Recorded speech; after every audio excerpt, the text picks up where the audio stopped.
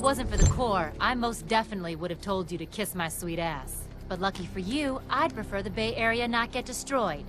Again. So, shall we shoot some things and save your boss? So you're a nerd like me and kind of interested in Defiance, the TV show or the video game. It's okay, you can admit it.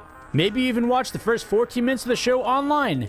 Maybe you ignore the technical foul for use of non-sci-fi headgear in a sci-fi storyline. Maybe you realize that the swear word shitako does not actually translate into taco. What a bunch of stuff. Tranquility. Either way, you've probably watched too many Firefly reruns and played way too much Borderlands 2 and are looking for something to bridge the gap. Well, voila, you've got Defiance. In the next few paragraphs, this starter aims to get you caught up and ready to battle some hellbugs, mutants, and a god-awful interface of the shooter MMO. Step 1. Know that this ties into the TV show as follows. Hey look, 2 people from the TV show. Now that we have that out of the way, let's talk about guns. You get virtually every type of weapon you'll need from the story campaign itself, so don't bother searching through the vending machines at first. If you don't want to participate in missions, just go right to the Arc Falls, the big red blobs on the map, and shoot a bunch of hellbugs to loot weapons. One of the cool things about Defiance when it comes to weapons is that your starting class doesn't matter at all. You can use any weapon that you get your grubby little Arc Hunter paws on. Not only that, but you need to carry as many weapons as possible, because during Arc Falls and in some missions, it isn't uncommon to run out of ammo completely. There are many weapons in Defiance, broken into the human and Votans variety, but in general, to quote Star Wars loosely, let the Votans win.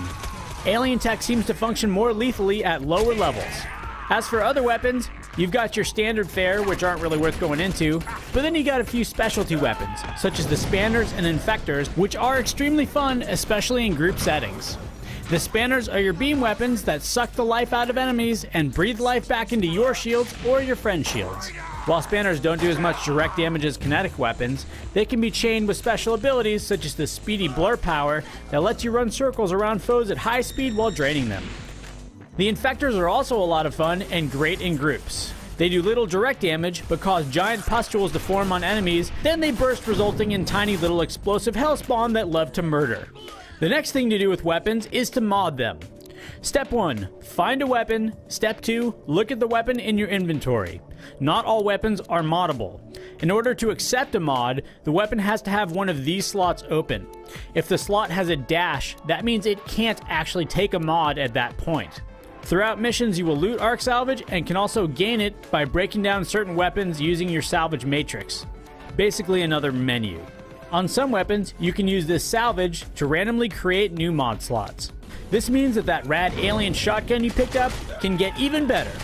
Keep in mind that you bring your loadout with you into multiplayer, so make sure you're modded up before trying to compete with other players. The next thing that you need to understand in Defiance is currencies. Yes, there are too many of them, including scripts, bits, key codes, key fragments, and Arc Salvage. Scripts are picked up off mobs and used to purchase all manner of things from vendors.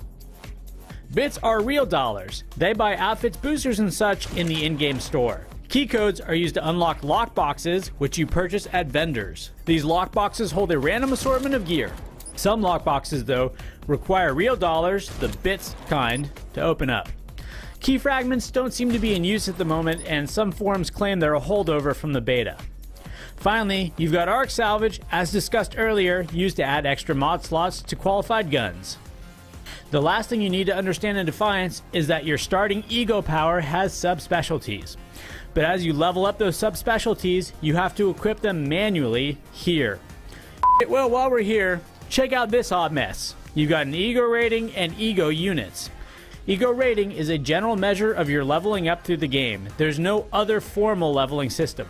Your ego rating is boosted through a number of means: leveling up weapons, completing missions, and playing multiplayer or co-op, which is accessed to levels deep in this menu. The reason this is important is you need an ego of 250 in order to even qualify for contracts that then let you earn enough notoriety to purchase higher level gear from faction-specific vendors.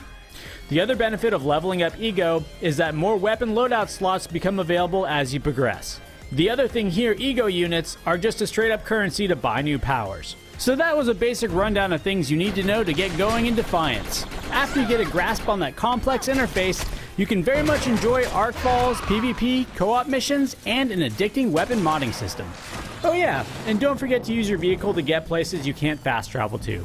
Just don't take a drive to the Golden Gate Bridge. There's a dark matter monolith there, and he's kind of a dick.